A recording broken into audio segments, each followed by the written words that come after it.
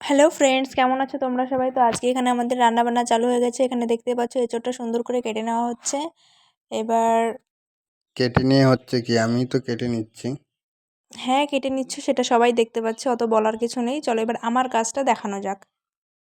মাছ ভাজা কি এমন কাজ? ও সবাই পারে। হ্যাঁ, এটাই তো মেন কাজ, এটা তো না করলে তরকারিটাই হবে না। আচ্ছা, ওসব বাদ দাও, চলো এবার আমি পেঁয়াজটা কুচি করে নিই। এখানে পেঁয়াজটা কুচি করার কারণ হচ্ছে এখানে আলাদা একটা সাইড ডিশ হবে, সেটা হচ্ছে মানে এখানে চিংড়ি বাটা হবে। তো সে কারণে আমি শুকনো লঙ্কা, তারপরে হচ্ছে পেঁয়াজ, তারপরে কাঁচা লঙ্কা, এগুলোকে সুন্দর করে ভেজে নিয়েছি। ভেজে নেওয়ার পরে এবার এই যে আমি বেটে নেবো, এগুলোকে সুন্দর করে এই যে রেখে নিয়েছি শিলের উপরে নিয়ে। বাটো বাটো, ওটা তোমারই কাজ। হ্যাঁ, আমি জানি এটা আমারই কাজ, এটা আমাকেই করতে হবে, অত বলার কিছু নেই। তো চলো এখানে এবার সুন্দর করে বেটে নেওয়া যাক। এটাকে এবার সুন্দর করে মানে অনেকক্ষণ বাটতে হবে, যাতে এটা মানে সুন্দর ফিনিশ হয়ে যায়।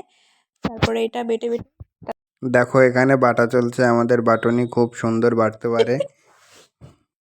হ্যাঁ, অবশ্যই পারি, না পারলে কি আর পারতাম নাকি? তো চলো, আমার এটা বাটা কমপ্লিট হয়ে গেছে। ততক্ষণ আমাদের এঁচোড় কাটা হয়ে গেছে। এবার এটাকে সুন্দর করে সেদ্ধ বসিয়ে দিলাম। দেওয়ার পরে এবার এইটার জন্য মশলা প্রিপেয়ার করে নেওয়া যাক, চলো। তো আমার মশলা করাও কমপ্লিট, মশলা করা হয়ে গেছে। এবার দেখতে পাচ্ছ যে তোমাদের এঁচোড় আর আলুটা মানে দুটো দিয়েছিলাম, ওটা দেখানো হয়নি, ওইগুলো সেদ্ধ হয়ে গেছে। এবার এখানে রান্নাবান্না চালু হয়ে গেছে। মেন কোর্স তো আমাকেই করতে হয় সব সময়। হ্যাঁ, তুমি রাঁধুনি ভালো, ওই কারণে তোমাকেই করতে হয়। তো এখানে দেখতে পাচ্ছ এখানে আমাদের রাঁধুনি সুন্দর করে রান্না করছে।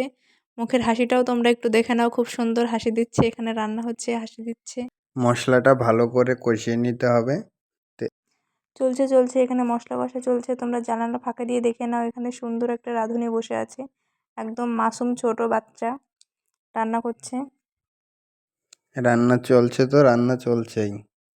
মশলা কষানো ডান। এবার এঁচড়গুলো সঙ্গে আলু আছে, ওইগুলোকে দিয়ে সুন্দর করে আবার নেড়ে চেড়ে কষিয়ে নিতে হবে। তো চলো করা যাক।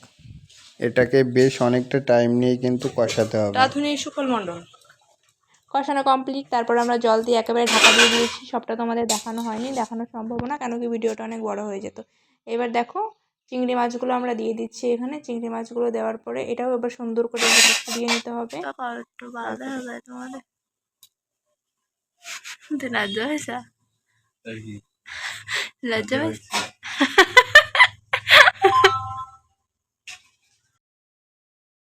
চলো এবার ফোড়নে কি কি দিচ্ছি দেখা যাক। জিরে, শুকনো লঙ্কা, তেজপাতা বড় বড় মতন, এগুলোই দেওয়া হচ্ছে। দিয়ে এগুলোকে এবার সুন্দর করে নেড়ে চেড়ে তরকারিটা ঢেলে দিতে হবে।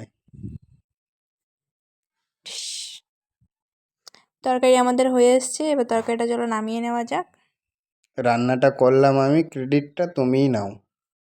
দেখে নাও আমাদের তরকারির ফাইনাল। চলো রান্না বান্না শেষ, এবার খাওয়া দাওয়ার পালা। প্রথমে চিংড়ি বাটা দিয়ে মাখিয়ে নিই, দেখা যাক কিরকম টেস্ট হয়েছে। আমি করেছি মানে এটা ভালোই হবে খেতে। হ্যাঁ, ভালোই হয়েছে খেতে। বলেছিলাম তো, আমি বলেছি মানে ভালোই হবে। এবার এঁচোড় চিংড়ি দিয়ে ভাত খাওয়া হচ্ছে। এঁচোড় চিংড়িটাও খুব সুন্দর হয়েছে। তো আমাদের খাওয়া দাওয়া দিয়ে আমরা ভিডিওটা এখানে শেষ করছি। দেখতে পাচ্ছ বাইরে প্রচণ্ড মেঘ করেছে। সবাই ভালো থেকো, টাটা বাই বাই, দেখা হচ্ছে নেক্সট ভিডিওতে।